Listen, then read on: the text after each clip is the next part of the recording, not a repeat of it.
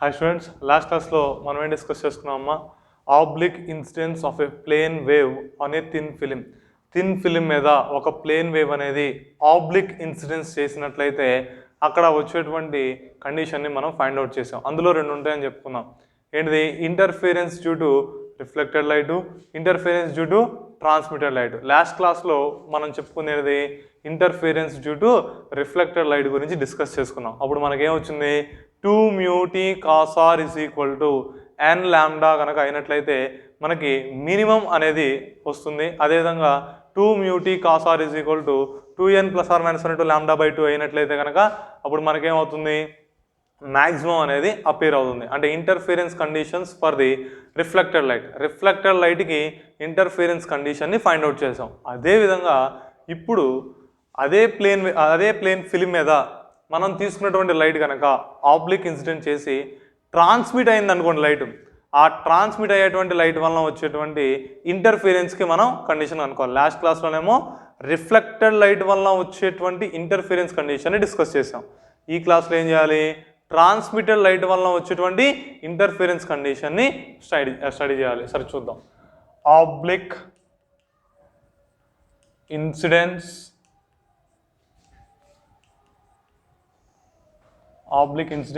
of a plane wave on a thin film మీద light అనేది ఆబ్లిక్గా incident అయినట్లయితే అక్కడ వచ్చేటువంటి ఇంటర్ఫిరెన్స్ కండిషన్ని ఫైండ్ అవుట్ చేయాలి. ఇది రెండోది, interference due to transmitted light.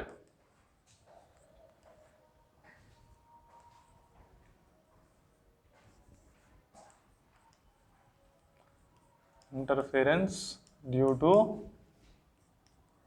Transmitted light వలన వచ్చేటువంటి ఇంటర్ఫిరెన్స్ని మనం ఫైండ్ అవుట్ చేయాల్సి ఉంటుంది. సరే, లాస్ట్ క్లాస్లో ఏం చేసాం? ఒక ప్లేన్ ఫిలిం తీసుకున్నాం. ఆ ప్లేన్ థిన్ ఫిలిం మీద ఒక ప్లేన్ వేవ్ని ఇన్సిడెంట్ చేస్తే రిఫ్లెక్ట్ అయినటువంటి లైట్ రేస్కి కండిషన్ కనుక్కున్నాం. ఇప్పుడు సేమ్ అదే విధంగా ఇదిగోండి, ఒక ప్లేన్ ఫిలిం తీసుకుంటున్నాను. దీని యొక్క అప్పర్ సర్ఫేస్ని నేను GH అనుకుంటున్నా, బాటమ్ సర్ఫేస్ని G1 H1 అనుకుంటున్నాను. దీని యొక్క థిక్నెస్ ఎంత అనుకుందాం? స్మాల్ t అనుకుందాం. Thickness small t. ఇప్పుడు ఈ ఫిలిం మీద, ఈ ప్యారలల్ థిన్ ఫిలిం మీద మనం ఏం చేయాలి? ఒక ప్లేన్ వేవ్ని ఆబ్లిక్గా ఇన్సిడెంట్ చేయాలి. ఆబ్లిక్ అంటే అర్థం ఏంటి? Angle of incidence is not equal to 0. Angle of incidence అనేది 0 అవ్వకూడదు. 0 అవ్వకుండా ఉంటే దాని ఆబ్లిక్ ఇన్సిడెన్స్ అంటావు. 10 అవ్వచ్చు, 20 అవ్వచ్చు, 30 అవ్వచ్చు, 40 అవ్వచ్చు. ఇదిగోండి, ఇలా ఒక లైట్ వేవ్ని నేను ఇన్సిడెంట్ చేశాను. AB అనేటువంటి లైట్ రేని ఇన్సిడెంట్ చేసినట్లయితే ఎప్పుడైతే లైట్ అనేది B దగ్గర ఇన్సిడెంట్ అయిందో అక్కడ ఏం జరుగుతుంది? రెండు మీడియంస్ ఉన్నాయి. ఈ ఫిలింకి బయట ఒక మీడియం ఉంటుంది, ఫిలిం లోపల ఒక మీడియం ఉంటుంది. ఫిలిం బయట ఉన్నటువంటి మీడియంని మనం ఎయిర్ అనుకున్నట్లయితే దాని యొక్క రిఫ్రాక్టివ్ ఇండెక్స్ నియర్లీ 1. అదే ఇప్పుడు మనం తీసుకున్నటువంటి ఫిలిం యొక్క రిఫ్రాక్టివ్ ఇండెక్స్ నేను μ అని అనుకుంటున్నాను. అంటే ఇక్కడ లైట్ ఏమవుతుంది? ఒక బౌండరీ మీద ఇన్సిడెంట్ అవుతుంది. ఏ బౌండరీ మీద ఇన్సిడెంట్ అవుతుంది? 2 ట్రాన్స్పరెంట్ మీడియంస్ యొక్క బౌండరీ మీద. అంటే ఎయిర్లో లైట్ వెళ్తుంది, ఈ ఫిలింలో కూడా లైట్ వెళ్తుంది కదా. అంటే ట్రాన్స్పరెంట్ మీడియం యొక్క బౌండరీ మీద లైట్ అనేది ఇన్సిడెంట్ అవుతుంది. ఇలా ఇన్సిడెంట్ అయినప్పుడు ఆ ఇన్సిడెంట్ అయినటువంటి లైట్ రిఫ్లెక్ట్ అవుతుందా, రిఫ్రాక్ట్ అవుతుందా? రెండు జరుగుతాయి. రిఫ్లెక్షన్ జరుగుతుంది, అదేవిధంగా రిఫ్రాక్షన్ కూడా జరుగుతుంది. అయితే ఇక్కడ మనం కేవలం ట్రాన్స్మిటెడ్ లైట్ గురించే మాట్లాడుకుంటున్నాం కాబట్టి ఈ రిఫ్లెక్ట్ అయినటువంటి లైట్ని నేను రిప్రజెంట్ చేయట్లేదు, కేవలం రిఫ్రాక్షన్ జరిగినటువంటి లైట్ రేని మాత్రమే తీసుకుంటున్నా. ఇదిగోండి, ఇక్కడ ఈ B దగ్గర యాంగిల్ ఆఫ్ ఇన్సిడెన్స్ నేను I అనుకున్నాం. నెక్స్ట్ ఇక్కడ రిఫ్రాక్షన్ జరుగుతుంది అన్నాం. రిఫ్రాక్షన్ జరిగేటప్పుడు లైట్ ఏమవుతుంది? బెండ్ అవుతుంది. అంటే టువర్డ్స్ ది నార్మల్ బెండ్ అవ్వాలా, away from the normal bend అవ్వాలా? ఎలా చెప్తాం? రేరర్ నుంచి డెన్సర్కి వెళ్తేనేమో టువర్డ్స్ ది నార్మల్ బెండ్ అవ్వాలి. అదే ఒకవేళ డెన్సర్ నుంచి రేరర్కి వెళ్తే అవే ఫ్రమ్ ది నార్మల్ బెండ్ అవ్వాలి. ఇప్పుడు ఇక్కడ చూడండి, ఈ లైట్ రే అనేది టువర్డ్స్ ది నార్మల్ బెండ్ అవుతుంది. ఎందుకని? ఎయిర్ నుంచి మీడియంలోకి వెళ్తుంది కాబట్టి. ఇలా ఇక్కడ యాంగిల్ ఆఫ్ రిఫ్రాక్షన్ని నేను స్మాల్ r అని తీసుకుంటున్నా. ఇప్పుడు C దగ్గర లైట్ అనేది ఇన్సిడెంట్ అయింది అనుకుందాం. C దగ్గర లైట్ ఇన్సిడెంట్ అయింది. ఇప్పుడు ఈ C దగ్గర లైట్ ఇన్సిడెంట్ అయింది. మళ్ళీ ఇక్కడి నుంచి ఏమవ్వాలి? ఇది కూడా మళ్ళీ బౌండరీగా. ఏ బౌండరీ ఇది? డెన్సర్ మీడియం నుంచి రేరర్ మీడియంకి వచ్చేటువంటి బౌండరీ. ఈ బౌండరీ దగ్గర లైట్ ఇన్సిడెంట్ అప్పుడు ఏం జరిగింది? ఇక్కడ కూడా రిఫ్లెక్షన్ జరగచ్చు, రిఫ్రాక్షన్ జరగచ్చు. ఇదిగోండి, ఇది నార్మల్. ఇక్కడ యాంగిల్ ఎంత అవుతుందమ్మా? ఆర్ అవుతుంది, small r. Angle of refraction ఎంతైతే ఉందో అంతే ఉంటుంది. ఎందుకని? ఈ బీసీ అనేది స్ట్రైట్ లైన్, ఇది నార్మలే, ఇది నార్మలే. ఇక్కడ యాంగిల్ ఎంత ఉంటుందో ఇక్కడ యాంగిల్ కూడా అంతే ఉంటుంది. దేని ప్రకారం? Conjugate angles are equal. Conjugate angles equal కాబట్టి దాని ప్రకారం ఇక్కడ బి దగ్గర డౌన్వర్డ్స్ ఎంత యాంగిల్ ఉందో సి దగ్గర కూడా అప్వర్డ్ అంతే యాంగిల్ ఉంటుంది, స్మాల్ ఆర్ ఉంటుంది.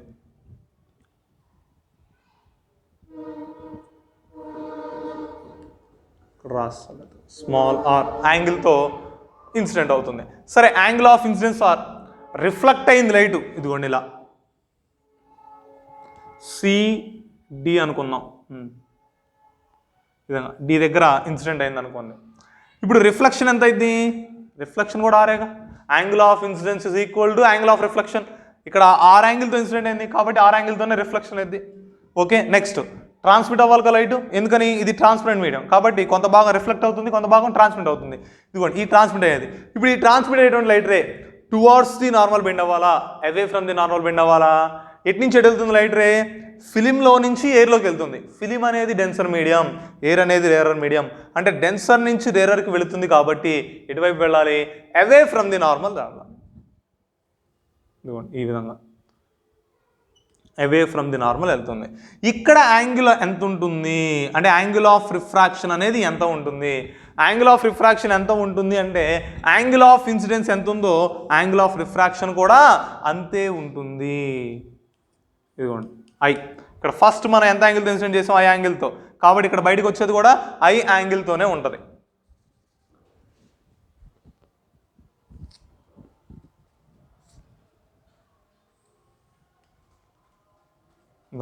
ఐ యాంగిల్తోనే మనకి రిఫ్రాక్షన్ జరగడం జరుగుతుంది. దీన్ని CT1 అనుకోండి.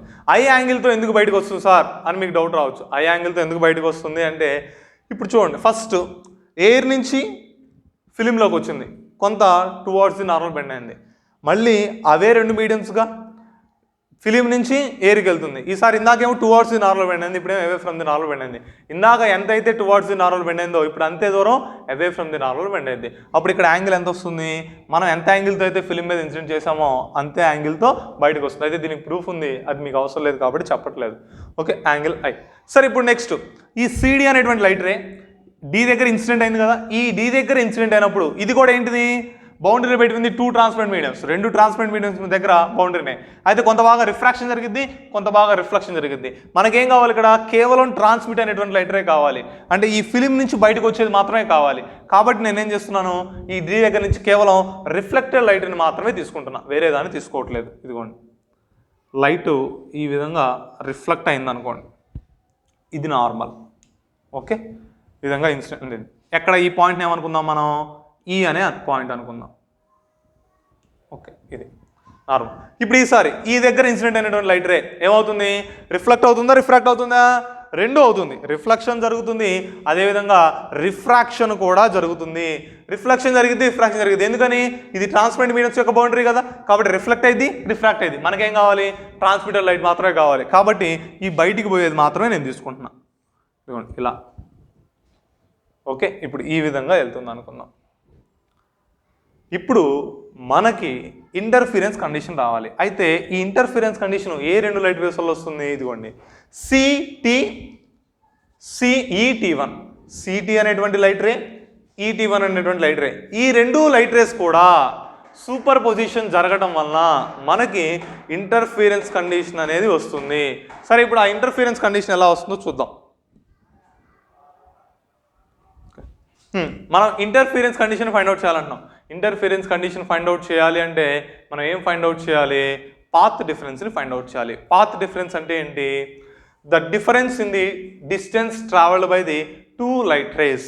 మనం తీసుకున్నటువంటి రెండు లైట్ రేస్ కూడా ఎంతైతే దూరం వెళ్ళాయో వాటిలో ఉండేటువంటి డిఫరెన్స్నే మనం పాత్ డిఫరెన్స్ కింద తీసుకుంటాం. మొన్న ఆల్రెడీ ఒక ఎగ్జాంపుల్ చెప్పాను. ఫర్ ఎగ్జాంపుల్ ఒక ఎవరైనా ఇద్దరు పర్సన్స్ అనేవాళ్ళు ఇద్దరు కొంత దూరం ట్రావెల్ అయ్యారు అనుకోండి. ఒకళ్ళు X దూరం ట్రావెల్ అయ్యారు, ఇంకొకళ్ళు Y దూరం ట్రావెల్ అయ్యారు. వాళ్ళిద్దరి మధ్యలో పాత్ డిఫరెన్స్ ఎంత అంటే ఏం రాస్తాం? X - Y అని రాస్తాం. ఇక్కడ కూడా అదే విధంగా మనకి CT అనేటువంటి లైట్ రే ఒకటి ఉంది, ET అంటే నెక్స్ట్ లైట్ రే CD. ఇవ్వండి, ఇటు బయటకు వచ్చింది ఒకటి CT. నెక్స్ట్ ఈ CD అనేటువంటి లైట్ రే C నుంచి Dకి వెళ్ళి D నుంచి Eకి వచ్చి E నుంచి T1 దాకా రావాలి. అంటే first light ray CT1, second light ray C నుంచి డీకి వెళ్ళి డి నుంచి ఈకి వచ్చి ఈ నుంచి T1 బాగా బయటికి వెళుతూ ఉంటుంది. అయితే ఇప్పుడు మనం ఈ రెండు లైట్ రేస్ మధ్యలో పాత్ డిఫరెన్స్ని ఫైండ్ అవుట్ చేయాల్సి ఉంటుంది. సరే, పాత్ డిఫరెన్స్ ఆప్టికల్ పాత్నే మనం తీసుకోవాలి, ఎందుకని ఇది ఆప్టిక్స్ కదా, కేవలం ఆప్టిక్ పాత్నే తీసుకోవాలి. ఆప్టికల్ పాత్కి జామెట్రికల్ పాత్కి తేడా ఏంటి? జామెట్రికల్ పాత్ అంటే డైరెక్ట్గా మనం 2 పాయింట్స్ తీసుకుంటే ఆ 2 పాయింట్స్ మధ్యలో ఉన్నటువంటి స్ట్రైట్ లైన్ యొక్క లెంత్ని జామెట్రికల్ లెంత్ కింద తీసుకోవచ్చు. కానీ ఆప్టికల్ పాత్లో అలా తీసుకోకూడదు, ఎందుకని లైట్ అనేది వేరు మీడియంస్లో వేరువేరుగా వెళుతుంది. కాబట్టి లైట్ అనేది ట్రావెల్ చేసేటువంటి డిస్టెన్స్ ఆప్టికల్ పాత్ మొత్తము కూడా మన ఎయిర్లోనే తీసుకోవాల్సి ఉంటుంది. కాబట్టి ఆప్టికల్ పాత్ అంటాం. జామెట్రికల్ పాత్ని ఆప్టికల్ పాత్ కింద మార్చాలి అంటే ఏం చేయాలి? లాస్ట్ క్లాస్లో చెప్పుకున్నాం, మ్యూతో మల్టిప్లై చేస్తే సరిపోతుంది. మనం జామెట్రికల్ పాత్ తీసుకున్నాం, ఆ జామెట్రికల్ పాత్ని రిఫ్రాక్టివ్ ఇండెక్స్తో మల్టిప్లై చేస్తే కనుక ఆ పాత్ యొక్క డిస్టెన్స్ మొత్తం కూడా దేంట్లో మారిపోతుంది? ఆప్టికల్ పాత్లోకి మారిపోతుంది. ఇప్పుడు సెకండ్ లైట్ రే అనేది సి నుంచి డి దగ్గరికి వెళ్ళి డి నుంచి ఈ వద్దకు వచ్చేలోపు ఈ ఫస్ట్ లైట్ రే సిడి అనేటువంటి లైట్ రే ఎంతో కొంత దూరం వెళ్ళిపోతుంది. అయితే ఆ వెళ్ళినటువంటి దూరం మనకు తెలుసా? తెలియదు. అది తెలుసుకోవడం కోసం ఏం చేస్తున్నాను నేను, సి నుంచి ఈ సిటీ మీదకి ఈ నుంచి సిటీ మీదకి ఒక పర్పెండిక్యులర్ని నేను గీస్తున్నా. ఇదిగోండి, ఏం చేశాను, ఈ నుంచి ఒక సిటీ మీదకి ఒక పర్పెండిక్యులర్ తీసుకున్నా. ఈ పాయింట్ని మనం ఏమనుకుందామంటే పి అనేటువంటి పాయింట్ దగ్గర ఇంటర్సెక్ట్ అయింది అనుకుందాం. అర్థమవుతుందో చెప్పేది? First light ray CT, second light ray CD. ఈ సిడి అనేటువంటి లైట్ రే సి నుంచి డికి వెళ్ళి డి నుంచి ఈ వద్దకు వచ్చేసరికి ఈ సిడి కొంత దూరం వెళ్తుంది, అది ఎంతో మనకు తెలియదు. అది తెలుసుకోవడం కోసం ఏం చేసాం మనం, ఈ దగ్గర నుంచి ఒక పర్పెండిక్యులర్ని డ్రా చేశాను. ఇప్పుడు ఈ పర్పెండిక్యులర్ ఎక్కడ ఇంటర్సెక్ట్ అయింది? పి అనేటువంటి పాయింట్ దగ్గర ఇంటర్సెక్ట్ అయింది. అంటే అర్థం ఏంటి? ఇక్కడ సెకండ్ లైట్ రే సి నుంచి ఈ వద్దకు వచ్చేలోపు ఫస్ట్ లైట్ రే సి నుంచి పి వద్దకు వెళుతుంది. అంటే ఇప్పుడు మనకి పాత్ డిఫరెన్స్ కనుక్కోవాలి అంటే పాత్ డిఫరెన్స్ ఈక్వల్ టు ఏమని రాసుకోవచ్చు? ఏం చేయాలి? Difference in the distance travelled. Difference in the distance travel అంటే ఫస్ట్ లైట్ రే ఎంత దూరం వెళ్ళింది? సిపి దూరం వెళ్ళింది. సెకండ్ లైట్ రే ఎంత దూరం వెళ్ళింది? సి నుంచి డికి వెళ్ళి డి నుంచి ఈ వద్దకు వచ్చింది. అంటే ఈ రెండింటి మధ్యలో ఉన్నటువంటి డిస్టెన్స్ యొక్క డిఫరెన్స్ని మనం ఫైండ్ అవుట్ చేయాలి. కాబట్టి ఏం రాస్తాం? Path of CD plus DE in film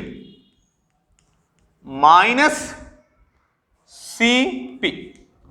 ఇది ఫిలింలో, ఎందుకని ఇక్కడ ఆప్టికల్ పాత్ వేరు, ఇది జామెట్రికల్ పాత్ మాత్రమే. సిడి డిఈ రెండు కూడా ఏంటి? Geometrical paths.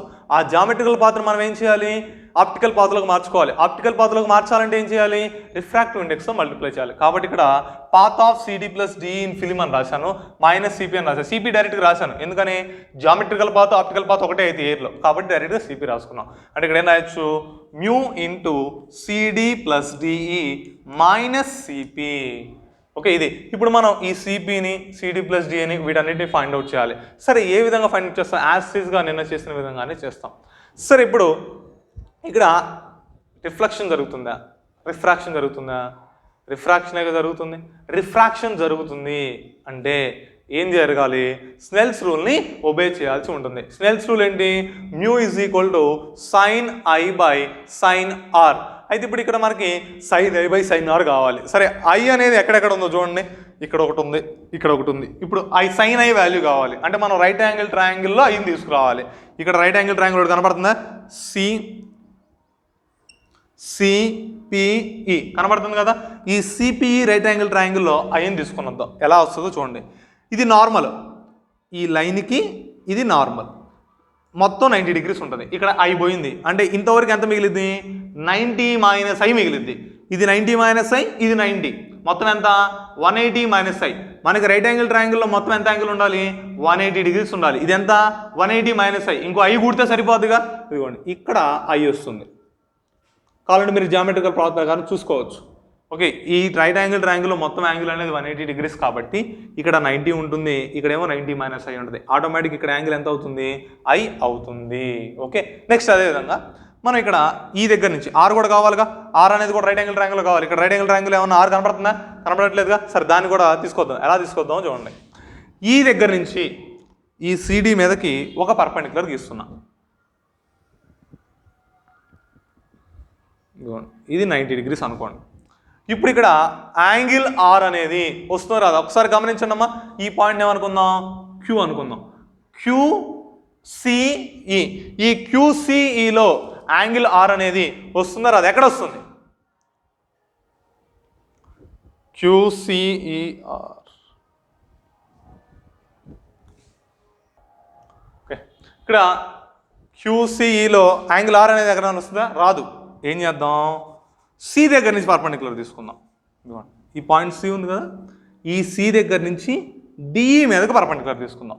ఇప్పుడు ఈ పాయింట్ ఆఫ్ ఇంటర్సెక్షన్ని క్యూ అనుకుందాం. ఇప్పుడు ఆర్ వచ్చింది చూడండి. ఇక్కడ యాంగిల్ ఆరు, ఇక్కడ యాంగిల్ ఆరు, ఇక్కడ కూడా యాంగిల్ ఎంత అయింది? ఆరే అవుతుంది. అక్కడ యాంగిల్ ఆర్ అనేది ఎందుకు అవుతుంది సార్ అనేది మీకు డౌట్ రావచ్చు. సరే, దాన్ని ఏ విధంగా ఫైండ్ అవుట్ చేయొచ్చు? మనం జామెట్రీ ద్వారా ఫైండ్ అవుట్ చేద్దాం. చూద్దాం ఎలాగో. ఇక్కడ యాంగిల్ ఆర్ అనేది ఏ విధంగా వస్తుందో చూడమ్మా. మీకు అర్థం కావడం కోసమే దీన్నే మళ్ళీ నేను పక్కన గీసాను. క్లియర్గా చూడండి. సి దగ్గర యాంగిల్ అనేది సి దగ్గర లైట్ రే అనేది యాంగిల్ ఆర్తో రిఫ్లెక్ట్ అవుతుంది. ఇదిగోండి, ఈ యాంగిల్ ఆర్ ఇక్కడ రాశాను. ఇప్పుడు ఇక్కడ యాంగిల్ ఆర్, ఇక్కడ యాంగిల్ కూడా ఎంత అయింది చూడండి. ఇది నార్మలే, ఇది నార్మలే. ఇదేంటిది? Straight line. ఇప్పుడు ఈ రెండు యాంగిల్స్ ఏమైంది? కాంజుగేట్ యాంగిల్స్ అయ్యేది. కాబట్టి ఇక్కడ యాంగిల్ ఆర్ ఉంది కాబట్టి ఇక్కడ కూడా యాంగిల్ ఎంత అయింది? ఆర్ అవుతుంది. అదేవిధంగా ఇక్కడ కూడా యాంగిల్ ఎంత? ఆరే. దేనికని? Angle of incidence is equal to angle of reflection అవ్వాలి.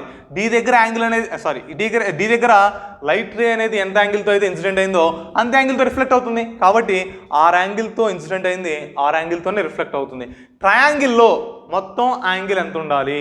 180 degrees ఉండాలి. ఇప్పుడు మనం ఈ CDQ తీసుకోండి. ఇదిగోండి, సి పాయింట్ CDQ, ఇది రైట్ యాంగిల్ ట్రయాంగిల్గా. ఇక్కడ యాంగిల్ 90 ఉందిగా, ఇక్కడ 90, ఇక్కడ 2R ఉంది. ఇక్కడ ఎంత ఉంటుంది? 90 - 2R ఉంటుంది. అర్థం కాలేదా? సరే, ట్రయాంగిల్లో మొత్తం యాంగిల్ ఎంత? 180 degrees. డి దగ్గర ఎంత యాంగిల్ ఉంది? 2R ఉంది. క్యూ దగ్గర ఎంత యాంగిల్ ఉంది? 90 ఉంది. సి దగ్గర ఎంత యాంగిల్ ఉంది? తెలియదు నాకు. దాన్ని తీటా అనుకుందాం. Plus theta. ఇప్పుడు మనకు తీటా కావాలి. తీటా ఒక వైపు నుంచి మిగతా ఒకవైపు తీసుకోండి. ఈ 90 ఇటు వచ్చింది అనుకో, 180 - 90గా. 180 - 90 ఎంత అయింది? 90 - 2R. అదే తీటా ఈజ్ ఈక్వల్ ఎంత? 90 - 2R. అంటే తీటా వాల్యూ 90 - 2R. ఇంతవరకు క్లియర్. ఇప్పుడు ఇది నార్మల్ కదా, ఈ సిఈకి ఇది నార్మల్ అవుతుంది. అంటే ఇక్కడ మొత్తం యాంగిల్ ఎంత? 90 degrees. ఇక్కడ మొత్తం ఎన్ని భాగాలుగా విడగొట్టాం? దీన్ని 3 భాగాలుగా విడగొట్టాం. 6 తీటా, ఇంకొకటి ఇది. సరే, దీన్ని ఆల్ఫా అనుకోండి. లేదా r plus theta plus alpha is equal ఎంత? 90 degrees. R plus theta plus alpha is equal 90. ఇక్కడ ఆర్ ఎంత? ఆరే. తీటా ఎంత? 90 - 2R కదా. అప్పుడు r plus 90 - 2R plus alpha equal ఎంత? 90 degrees. ఇక్కడ చూడండి, 90 - 90 క్యాన్సిల్ అయింది అనుకోండి. ఏం మిగిలింది? ఆర్ - 2R మిగిలింది. ఆర్ - 2R ఎంత? -R plus alpha is equal to 0. అప్పుడు ఆల్ఫా ఈజ్ ఈక్వల్ ఏమైంది? ఆర్ అవుతుంది. కాబట్టి ఇక్కడ ఈ సి దగ్గర అంటే సిక్యూ అనేటువంటి లైన్కి సిఈ అనేటువంటి లైన్కి రెండింటికి మధ్యలో ఉన్నటువంటి వాల్యూను నేను స్మాల్ ఆర్ కింద రాశాను. అమ్మ డైరెక్ట్ ఇది స్మాల్ ఆర్ అని రాసి చెప్పొచ్చు. కాకపోతే మీకు ఎలా వచ్చిందో తెలియడం కోసం మాత్రమే ఇదంతా కూడా నేను ఎక్స్ప్లెయిన్ చేస్తున్నా. సరే, ఇంతవరకు ఆర్ క్లియర్ అయింది కదా. ఇప్పుడు ఎందుకు తీసుకొచ్చా దీన్ని మొత్తాన్ని నేను? రిఫ్రాక్టివ్ ఇండెక్స్ మ్యూ అయితే మనకి స్నెల్స్ లా ప్రకారం mu is equal to sin i / sin r. అందులో మనం sin i వాల్యూ రాయాలి, sin r వాల్యూ రాయాలి. sin i sin r ని మనం ఎక్కడ తీసుకుంటాం? రైట్ యాంగిల్ ట్రయాంగిల్స్లోనే తీసుకుంటాం. అయితే ఇక్కడ రైట్ యాంగిల్ ట్రయాంగిల్లో ఐని ఆర్ని తీసుకురావడం కోసం ఈ విధంగా చేశాను. సరే, ఇందులోనే ఇంకొక జామెట్రీ కూడా ఉంది, అది కూడా చెప్పేసి డైరెక్ట్గా ఇంకా డెరివేషన్లోకి వెళ్ళిపోదాం. ఇప్పుడు ఇక్కడ ఈ నార్మల్ ఉంది కదా, ఈ నార్మల్ని మనం పైకి పొడిగిద్దాం. ఇలా నార్మల్ని పైకి పొడిగించాను. ఈ డిఈ అనేటువంటి లైట్ రే ఉంది కదా, ఈ డి అనేటువంటి లైట్ రేని వెనక్కి పొడిగించా. ఆటోమేటిక్గా ఈ రెండు కూడా ఒక చోట కోయిన్సైడ్ అయితే ఈ కోయిన్సైడ్ అనేటువంటి పాయింట్ని మనం ఏమనుకుందాం? క్యాపిటల్ ఆర్ అనుకుందాం. అయితే ఇక్కడ మీరు రెండు ట్రయాంగిల్స్ మీకు కనపడతాయి. ఒకటి సిడి, ఈ పాయింట్ని ఏమనుకుందాం? ఏమైపోయింది? పిక్యూఆర్ అయిపోయిందిగా, ఎస్ తీసుకోండి. సిడిఎస్ ఒక ట్రయాంగిల్, ఎస్ఆర్డి ఒక ట్రయాంగిల్. అయితే ఇప్పుడు ఈ రెండు ట్రయాంగిల్స్ అనేవి సిమిలర్ ట్రయాంగిల్స్ అయితే. సరే, సిమిలర్ ట్రయాంగిల్స్ అనేవి ఏ విధంగా అవుతాయో చూద్దాం.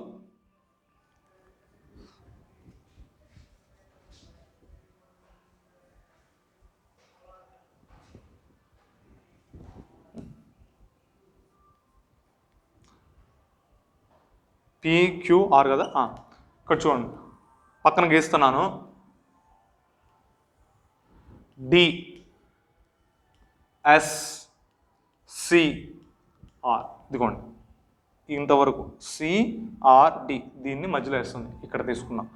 ఇక్కడ గమనించినట్లయితే మీరు ఇక్కడ యాంగిల్ ఎంతమ్మా 90 degrees, ఇక్కడ యాంగిల్ ఎంత 90 degrees. ఎందుకని ఇది హారిజాంటల్, ఇది నార్మల్ కాబట్టి, ఇందాక నార్మల్ అని చెప్పుకున్నాం కాబట్టి ఎంత అయింది 90 degrees అయింది.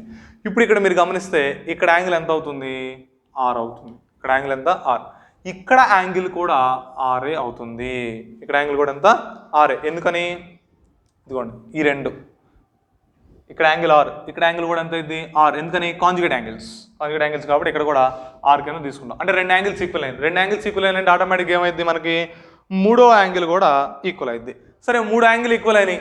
అదేవిధంగా ఒక సైడ్ కామన్గా ఉంది, ఎస్టీ అనేటువంటి సైడ్ కామన్గా ఉంది కాబట్టి ఈ రెండు ట్రయాంగిల్స్ ఏమైతే సిమిలర్ ట్రయాంగిల్స్ అయితే. మీకు ట్రయాంగిల్ రూల్స్ ఉంటాయి, side side side side angle side side angle angle ఇలా. అలాగనే దాని ప్రకారం ఇక్కడ రెండు యాంగిల్స్ ఈక్వల్ అయితే మూడోది ఆటోమేటిక్ ఈక్వల్ అయింది. లేదనుకుంటే రెండు యాంగిల్స్ ఈక్వల్ అయినాయి, అదేవిధంగా ఒక సైడ్ అనేది రెండింటికి కామన్గా ఉంది కాబట్టి ఈ రెండు ట్రయాంగిల్స్ ఏమైతే సిమిలర్ ట్రయాంగిల్స్ అయితే. సిమిలర్ ట్రయాంగిల్స్ అన్నా ఈక్వల్ ట్రయాంగిల్స్ అయితే, ఈక్వల్ ట్రయాంగిల్స్ అన్నాం. ఈక్వల్ ట్రయాంగిల్స్ అంటే ఫస్ట్ దాంట్లో హైట్ ఎంత ఉందో రెండో దాంట్లో హైట్ కూడా అంతే ఉంటుంది. ఫస్ట్ దాంట్లో బ్రెడ్త్ ఎంత ఉందో రెండో దాంట్లో బ్రెడ్త్ కూడా అంతే ఉంటుంది. ఫస్ట్ దాంట్లో బేస్ ఎంత ఉందో రెండో దాంట్లో బేస్ కూడా అంతే ఉంటుంది. ఇప్పుడు ఇక్కడ కూడా అలానే ఎస్డి రెండిట్లో కామనే ఉంది. అంటే ఎస్సి అనేది ఎంతైతే ఉందో ఎస్ఆర్ అనేది కూడా అంతే ఉంటుంది. అర్థమైందా? ఎస్సి అనేది ఎంతైతే ఉంటుందో ఎస్ఆర్ కూడా అంతే ఉంటుంది. ఎస్సి ఎంతకు సమానం? థిక్నెస్ టీకి సమానం. అప్పుడు ఎస్ఆర్ కూడా ఎంతకు సమానం? టీకి సమానం అవుతుంది. అదేవిధంగా సిడి ఎంత అవుతుందో ఇదిగోండి ఇక్కడ చూడండి, లేకపోతే ఇక్కడ అర్థం కాకపోతే ఇక్కడ చూడండి. సిఎస్ అనేది ఎంతైతే ఉందో ఎస్ఆర్ అనేది కూడా అంతే ఉంటుంది. సిఎస్ ఎంత? టీకి సమానం కాబట్టి ఇక్కడ టీ. అదేవిధంగా ఎస్ఆర్ కూడా ఎంత అయింది? టీ అవుతుంది. నెక్స్ట్ ఆర్డి అనేది ఎంతైతే ఉందో సిడి అనేది కూడా అంతే ఉంటుంది. అంటే సిడి ఎంతైతే ఆర్డి కూడా అంతే. ఓకే, ఇది గుర్తుపెట్టుకోవాలి. అంటే ఇక్కడ ఈక్వల్ ట్రయాంగిల్స్ రూల్స్ని తీసుకుంటాం. సరే నెక్స్ట్ ఇక్కడ మనకు కావాల్సింది ఏంది? సిపి కదా. ఆ సిపి కోసమే యాంగిల్ ఐని యాంగిల్ ఆర్ని తీసుకొచ్చాం. ఫ్రమ్ స్నెల్స్ లా ఏమన్నా రాయొచ్చు?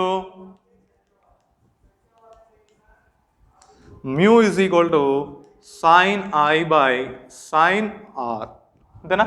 ఇప్పుడు సైన్ ఐ సైన్ ఆర్ కావాలి, దానికోసం ఇది రాసింది. ఇక్కడ రైట్ యాంగిల్ ట్రయాంగిల్ చూడండి ఒకసారి. CPE from right angle triangle CPE. I ఎక్కడ ఉంది? ఈ దగ్గర ఉంది. మనకేం కావాలి? సైన్ ఐ కావాలి. సైన్ ఐ అంటే ఫార్ములా ఏంటి? Opposite by hypotenuse. ఇప్పుడు ఆపోజిట్ ఏమవుతుంది ఇక్కడ? సిపి అవుతుంది. యాంగిల్ ఐకి ఆపోజిట్ సిపి కాబట్టి సిపి బై హైపోటెన్యూస్ ఎంత? సిఈ కాబట్టి ఏం రాస్తాం? సిపి బై సిఈ అని రాసుకుంటాం. అదేవిధంగా నెక్స్ట్ ఇంకేం కావాలి? సైన్ ఆర్ కావాలి. సైన్ ఆర్, ఆర్ అనేది ఏ ట్రయాంగిల్లో ఉంది? CQE from right angle triangle CQE. CQE ఇక్కడ యాంగిల్ ఎక్కడ ఉంది? సి దగ్గర ఉంది. అంటే ఇప్పుడు sine r is equal to ఏం రాయాలి? Opposite by hypotenuse. ఆర్కి ఆపోజిట్ ఏంటిది? క్యూఈ కాబట్టి క్యూఈ రాసాం. బై హైపోటెన్యూస్ ఎంత? సిఈ కాబట్టి సిఈ రాసుకున్నాం. ఇప్పుడు ఈ సైన్ ఐ వాల్యూని సైన్ ఆర్ వాల్యూని రెండింటిని తీసుకువెళ్ళి మనం ఏం చేద్దాం? ఈ మ్యూలో సబ్స్టిట్యూట్ చేసుకుందాం. అప్పుడు మ్యూ ఎంత అవుతుంది? సరే ఇక్కడ వద్దులే,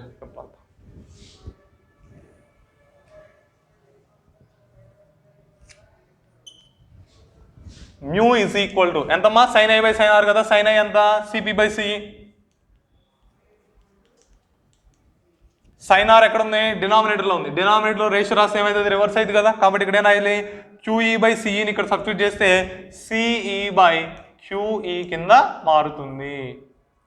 సిఈ క్యాన్సిల్ అయింది అనుకో, మ్యూ ఈజ్ ఈక్వల్ ఏం మిగిలింది? సిపి బై క్యూఈ మిగులుతుంది. సిపి ఈజ్ ఈక్వల్ ఏం రాయొచ్చు? మ్యూ ఇంటూ క్యూఈ అని రాయొచ్చుగా. సిపి ఈజ్ ఈక్వల్ ఏం రాయొచ్చు? Mu into QE. ఇప్పుడు దీని ఈక్వేషన్ 1 అనుకోండి. ఈ ఈక్వేషన్ 1లో ఆ సిపి వాల్యూ సబ్స్టిట్యూట్ చేద్దాం. అప్పుడు ఫ్రమ్ 1 ఏమవుతుంది? Delta path difference is equal to mu into CD plus DE. CD plus DE కదా. చూడండి డిఈ. ఈ డిఈని నేనేం రాస్తున్నానంటే డిక్యూ ప్లస్ క్యూఈ కింద రాస్తున్నా. ఏం రాద్దాం? DQ plus QE. కాబట్టి ఇక్కడ డిక్యూ ప్లస్ క్యూఈ మైనస్ ఇక్కడ ఏముంది? సిపి ఉంది. సిపి ఎంత? మ్యూ ఇంటూ క్యూఈ కదా. కాబట్టి మ్యూ ఇంటూ క్యూఈ రాసా. ఇక్కడ గమనించినట్లయితే ఫస్ట్ దాంట్లో క్యూఈ టర్మ్ ఉంది, సెకండ్ దాంట్లో క్యూఈ టర్మ్ ఉంది, రెండింటికి మల్టిప్లికేషన్లో మ్యూ ఉంది. కాబట్టి క్యూఈ క్యాన్సిల్ అవుతుంటే ఏం మిగులుతుంది? Mu into CD plus DQ అని మిగులుతుంది. CD plus DQ. సరే సిడి ప్లస్ డిక్యూ అన్నాం. ఇందాక ఇక్కడ చెప్పాను కదా, ఈ రెండు కూడా ఈక్వల్ ట్రయాంగిల్స్ కాబట్టి సిడి అనేది దేనికి సమానం అవుతుంది? ఆర్డికి సమానం అవుతుంది. అంటే ఇక్కడ సిడి ప్లస్ ఏం రాసుకోవచ్చు మనం? ఆర్డి రాసుకోవచ్చు. అప్పుడు mu into RD plus DQ from triangles RSD and DSC. ఈ రెండు ట్రయాంగిల్స్ ప్రకారం మనకేమవుతుంది? CD is equal to RD అవుతుంది. CD is equal RD substitute చేశాను. ఆర్డి చూడండి, ఆర్డి ప్లస్ డిక్యూ ఏమని రాయొచ్చు? ఆర్క్యూ అని రాసుకోవచ్చుగా. అప్పుడు ఏమైంది? మ్యూ ఇంటూ ఆర్క్యూ అవుతుంది. ఇక్కడ ఆర్క్యూ కావాలి. ఆర్క్యూ అనేది ఏ విధంగా ఉంది? ఇక్కడ క్యూ దగ్గర యాంగిల్ ఎంత? 90 degrees. క్యూ దగ్గర యాంగిల్ ఎంత? 90 degrees. మీరు ఇప్పుడు క్లియర్గా అబ్జర్వ్ చేసినట్లయితే సిక్యూఆర్ ఒక రైట్ యాంగిల్ ట్రయాంగిల్ అవుతుంది. ఇక్కడికి ఇస్తాను. ఇక్కడ యాంగిల్ 90. CQ capital R. ఈ క్యాపిటల్ ఆర్ దగ్గర యాంగిల్ ఎంత? Small r. ఆల్రెడీ చెప్పాను నేను ఇందాకట్లా. ఓకే, సరే నెక్స్ట్ మనకేం కావాలి? ఇక్కడ ఆర్క్యూ కావాలి. ఆర్క్యూ అనేది ఆ రైట్ యాంగిల్ ట్రయాంగిల్లో అడ్జసెంట్లో ఉందా, ఆపోజిట్లో ఉందా, హైపోటెన్యూస్లో ఉందా? అడ్జసెంట్గా ఉంది. అడ్జసెంట్గా ఉంది కాబట్టి ఏం అప్లై చేయాలి? కాస్ అప్లై చేయాలి. అప్పుడు ఏం రాసుకోవచ్చు? Cos r is equal to ఎంత అర్థం? Adjacent by hypotenuse. అడ్జసెంట్ ఎంత? ఆర్క్యూ బై హైపోటెన్యూస్ ఎంత? ఆర్సి. అంటే ఇప్పుడు ఆర్క్యూ ఈజ్ ఈక్వల్ టు మనం ఏం రాయొచ్చు? RQ is equal to RC into cos r. RC into cos r. RC ఎంతకు సమానం? ఇదిగోండి, ఆర్ నుంచి సికి ఉన్నటువంటి దూరం, ఆర్ నుంచి ఎస్కి టీ, ఎస్ నుంచి సికి టీ, మొత్తం ఎంత అయింది? 2t అయింది. కాబట్టి ఇక్కడ ఏం రాసుకోవచ్చు? 2 మ్యూ టీ కాస్ ఆర్ అని రాసుకోవచ్చు. Path difference delta is equal ఎంత?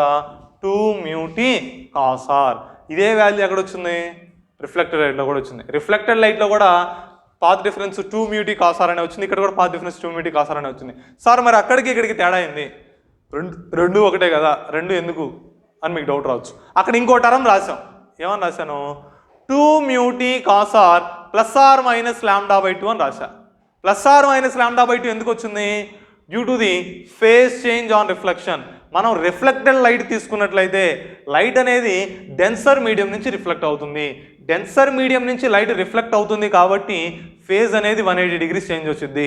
180 degrees ఫేజ్ చేంజ్ వచ్చిందంటే పాత్ డిఫరెన్స్ ఇంకొక λ/2 వచ్చింది. కాబట్టి లాస్ట్ క్లాస్లో మనం 2 mu t cos r plus r minus λ/2 అని రాసుకున్నాం.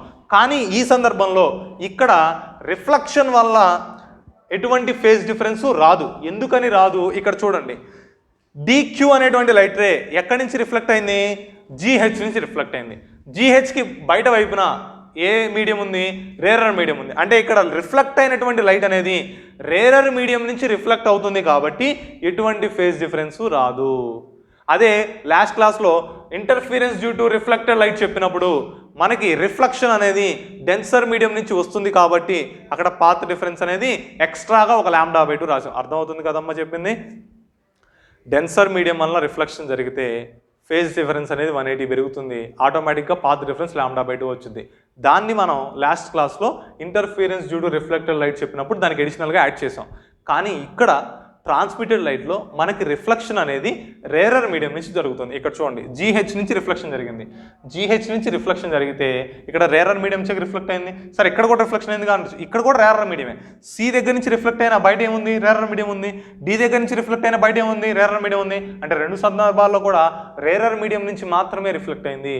రేరర్ మీడియం నుంచి మాత్రమే రిఫ్లెక్ట్ అయింది కాబట్టి ఎటువంటి ఫేజ్ డిఫరెన్స్ అనేది ఉండదు. ఇంక ఇక్కడ టోటల్ పాత్ డిఫరెన్స్ ఎంత?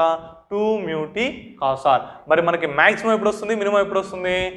2 mu t cos r is equal to n lambda అయితే మ్యాక్సిమం వస్తుంది. 2 mu t cos r is equal to 2n plus r minus 1 into λ/2 అయితే మనకేమొస్తుంది? మినిమం వస్తుంది. అంటే ఈ కండిషన్స్ దేనికి? Interference due to transmitter light. Transmitter లైట్కి కండిషన్స్ ఇవి. రిఫ్లెక్టెడ్ లైట్కి ఆపోజిట్లో ఉంటాయి, రివర్స్ అవుతాయి. రిఫ్లెక్టెడ్ లైట్లో 2μt cos r = n λ అయితే మినిమం వచ్చింది. 2μt cos r = 2n + or - 1 × λ/2 అయితే మ్యాక్సిమం వచ్చింది ఎక్కడ రిఫ్లెక్టెడ్ లైట్లో. కానీ ట్రాన్స్మిటెడ్ లైట్లో n λకి సమానమైనప్పుడు ఏమో మ్యాక్సిమం వస్తుంది, 2n + or - 1 × λ/2కి సమానం అయితే మినిమం వస్తుంది. ఇంతవరకు oblique incidence of a plane wave on a thin film రెండు ఉంటాయి. ఒకటి రిఫ్లెక్టెడ్ లైట్ వల్ల వస్తుంది, ఒకటి ట్రాన్స్మిటెడ్ లైట్ వల్ల వస్తుంది. రిఫ్లెక్టెడ్ లైట్ది లాస్ట్ క్లాస్లో చెప్పుకున్నాం, ట్రాన్స్మిటెడ్ లైట్ది ఈ క్లాస్లో చెప్పుకున్నాం. ఓకేనా? అయితే మీకు స్పెసిఫిక్గా ట్రాన్స్మిటెడ్ లైట్ అనేది ఇది రాయాలి.